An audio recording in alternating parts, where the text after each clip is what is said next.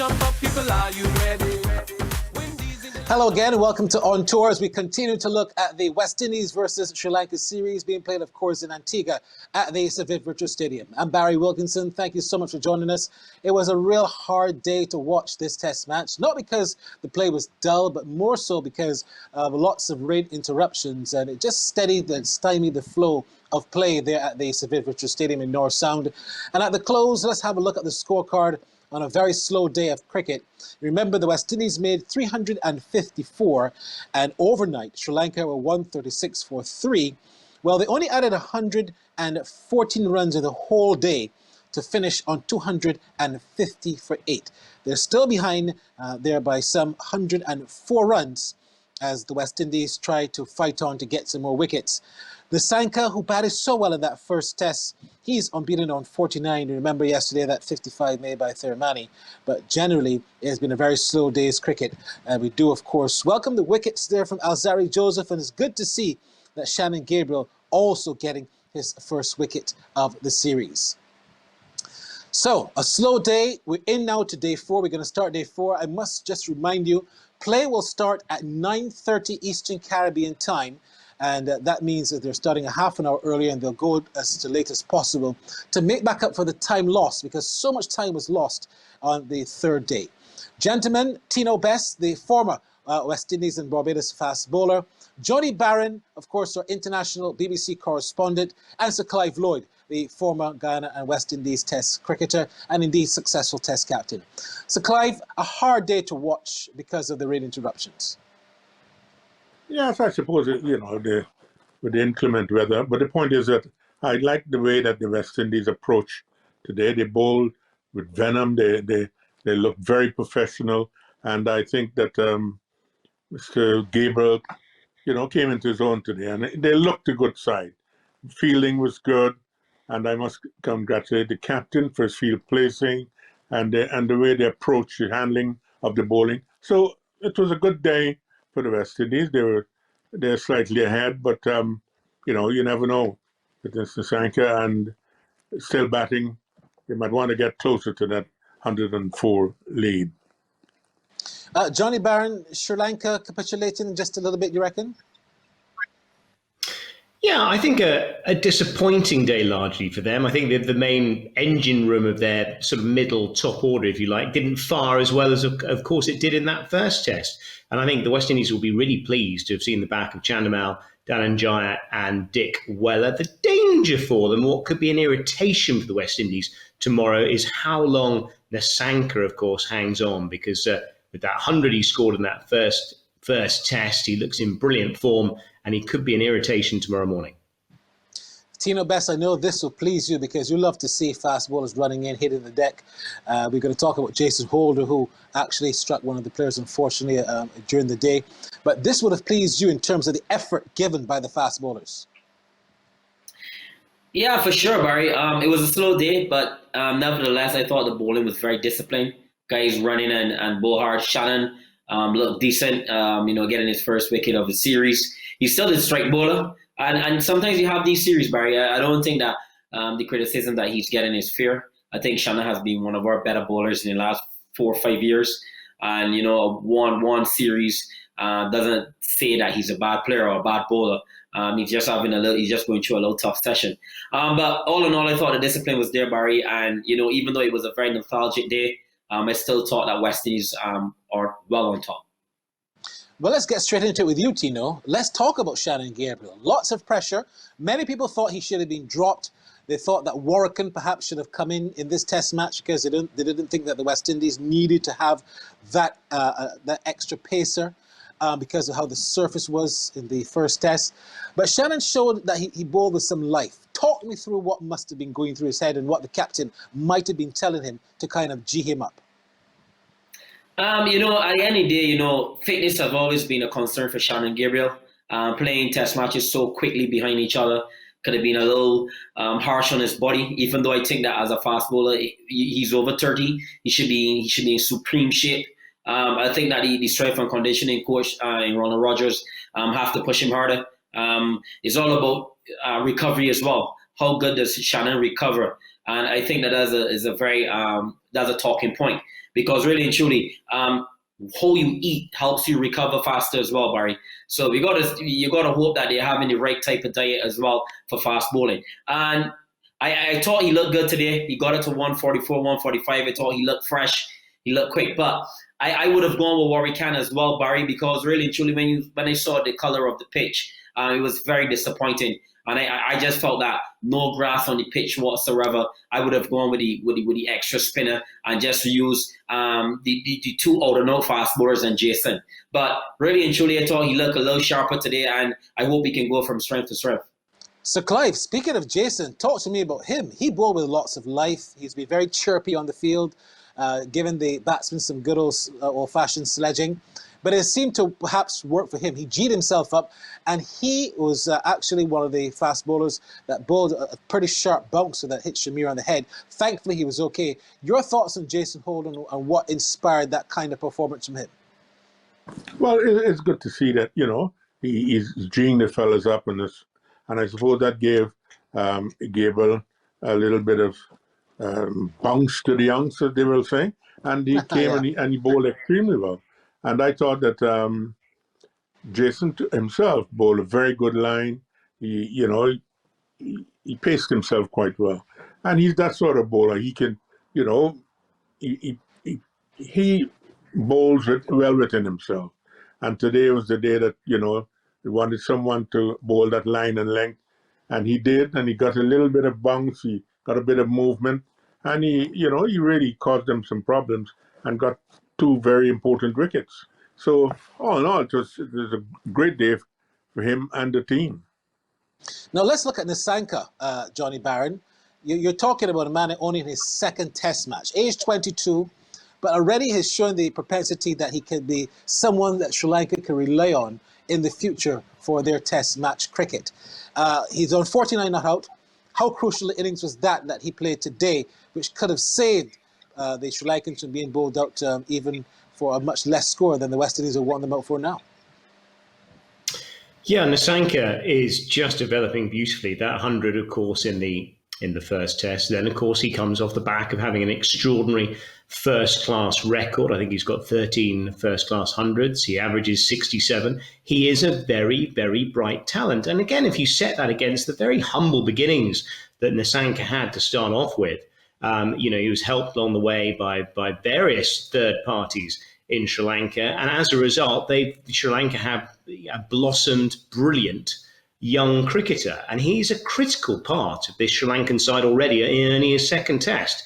And I thought he batted beautifully today. And actually, Sri Lanka's chances of trying to wriggle out of this test match or try and even set up some kind of position will rest in his hands first thing tomorrow morning.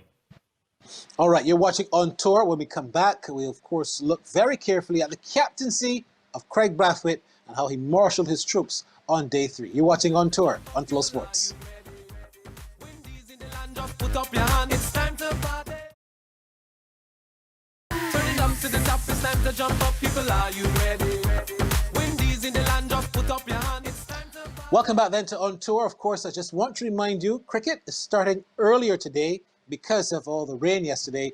Our coverage on FlowSports starts at 9:15 Eastern Caribbean time, 8:15 in Jamaica, and then the actual first ball of the fourth day will start at 9:30 Eastern Caribbean time, weather permitted, just to let you know that programming note. All right, I want to get the gentleman's thoughts on the captaincy of Craig Brathwaite. Now, a lot has been said about his captaincy in terms of him getting the captaincy over Jason Holder. We spoke about it in the first test, and now we have an opportunity to see him perhaps under a bit more pressure. Yesterday, that big partnership, of course, between Shandamel and De Silva. But this morning, he seemed a bit more purposeful. Talk me, first of all, Sir Clive Lloyd, about captaincy and the importance of getting the men to play for you.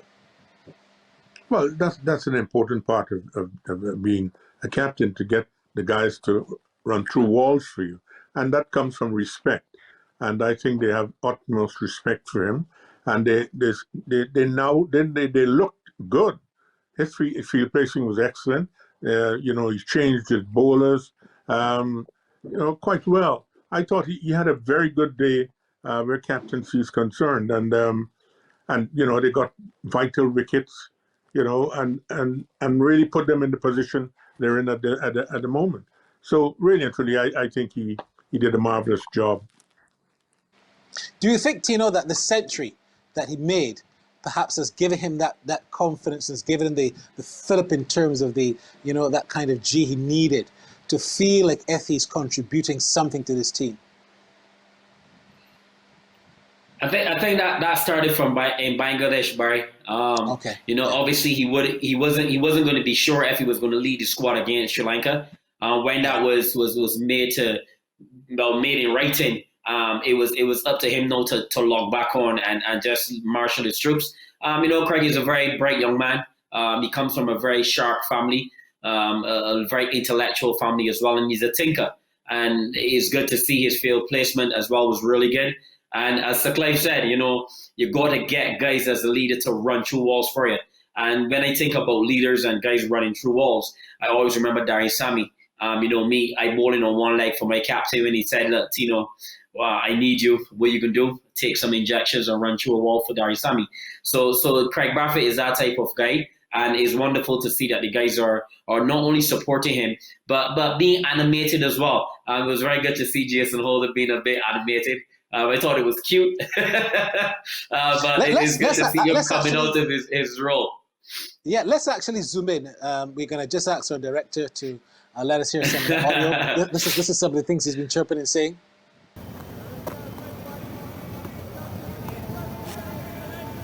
Get it high and let it fly. Let's go. Yes. Let it go, man. Get your feet down.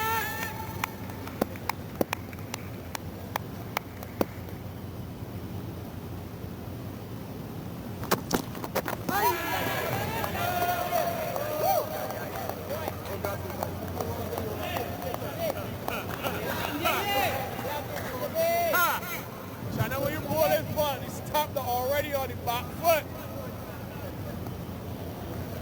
Dhananjaya. Happy hooker, boy. Happy hooker. Remember you got your arm broken last time you were here, boy. Yeah, man, that's Jason for you, man.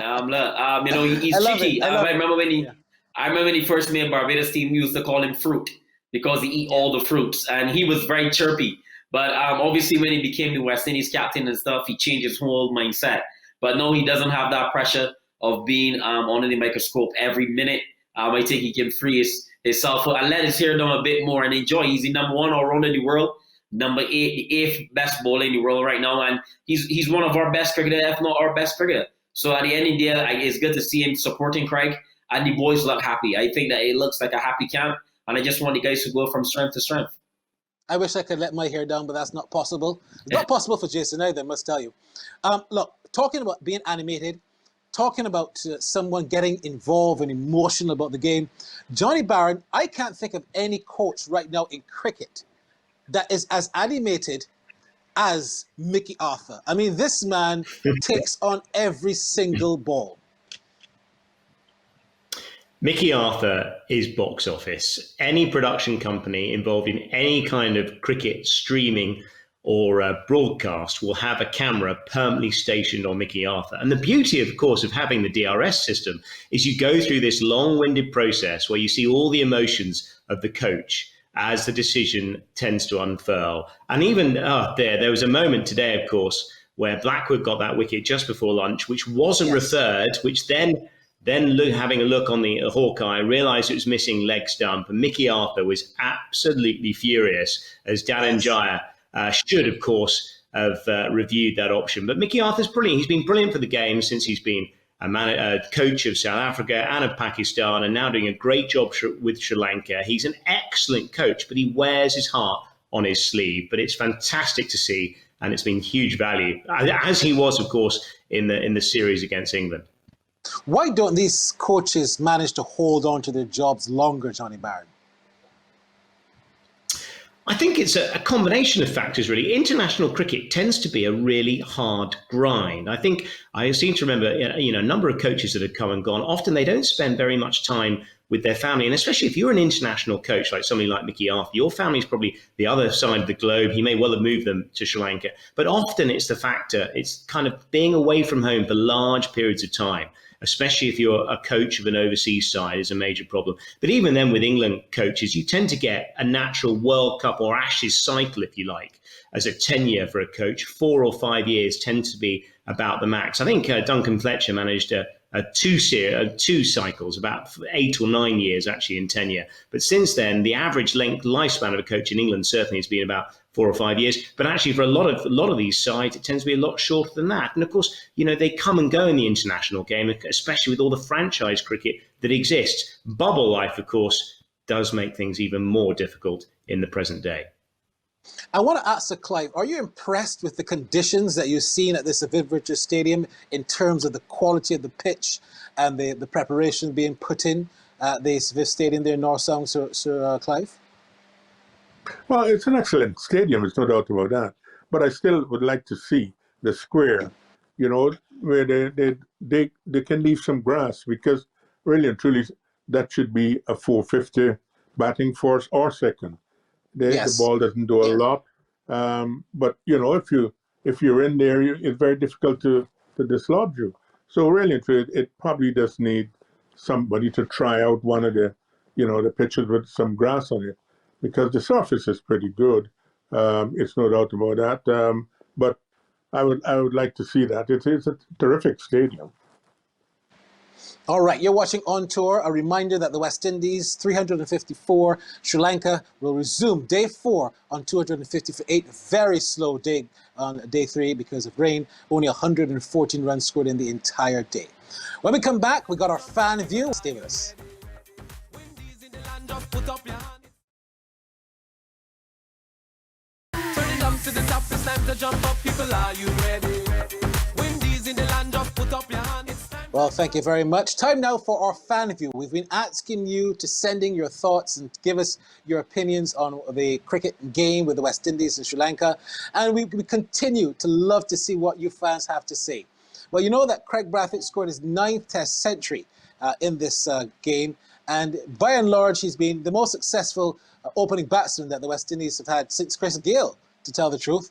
And fans have been talking a lot about him. One such fan is our good friend from Jamaica. His name is Victor McFarlane. Let's hear what our FlowSports fan, Victor McFarlane, has to say.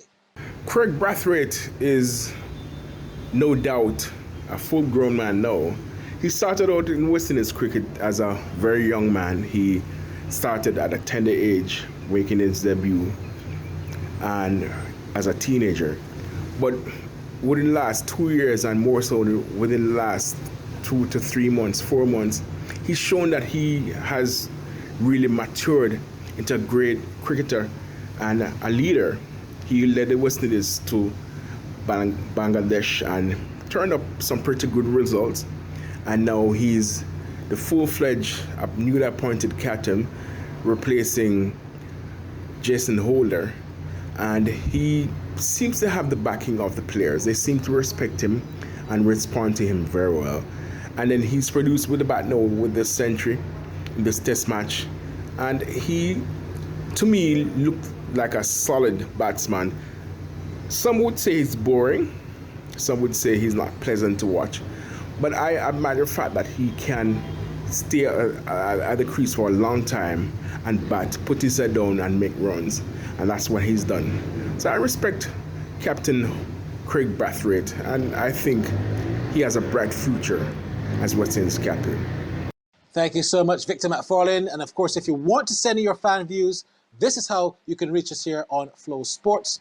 We want to hear from you. You, the fans, are the important element on Flow Sports.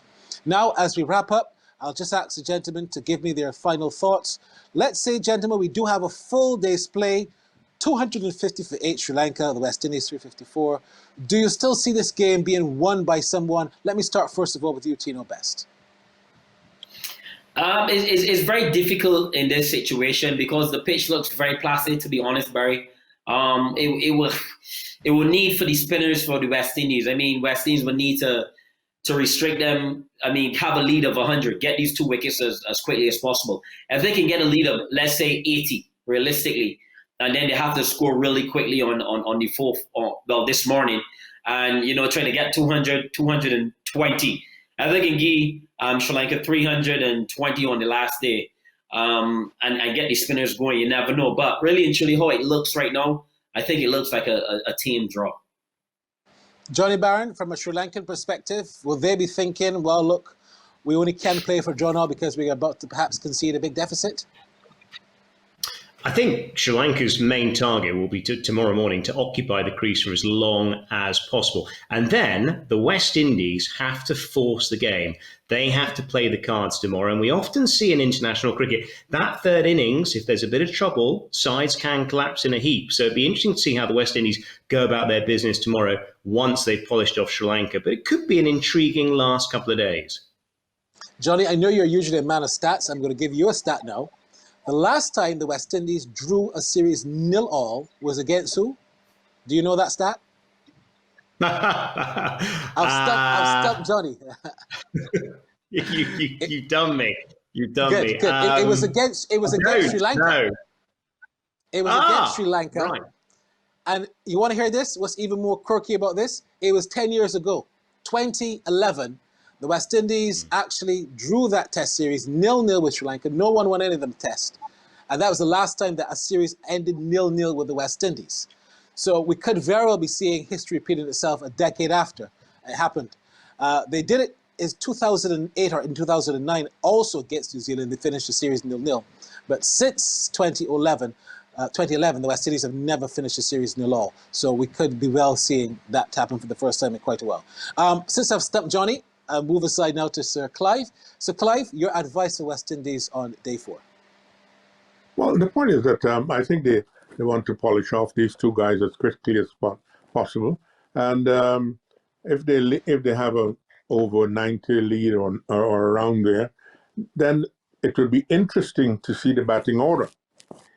Because if you're looking to force the pace, you're going to have to change that batting order. And I think young Cornwall might just get a bit of a promotion. Jason, to an extent, because he's a good striker of the ball. And yes, it could be interesting if they can remove these 2 batsmen, the 2 batsmen to come. And yes, I think it could be a pretty good test match if they can get the necessary runs and give them somewhere like 300, just over 300 to make. But it would be a situation where the West Indies would have to force the pace. All right. Thank you so much, gentlemen. You guys have been great as usual. We hope to have much more play, much more cricket to analyse on day 4. Tino Best, Johnny Barron, who I finally stumped. I feel so good about that. First time I've ever stumped him. And, of course, Sir Clive Lloyd. Fantastic job. Gentlemen, On Tour resumes tomorrow, resumes tonight, I should say, and we look forward to having some highlights and analysis. I'm Barry Wilkinson. Bye-bye.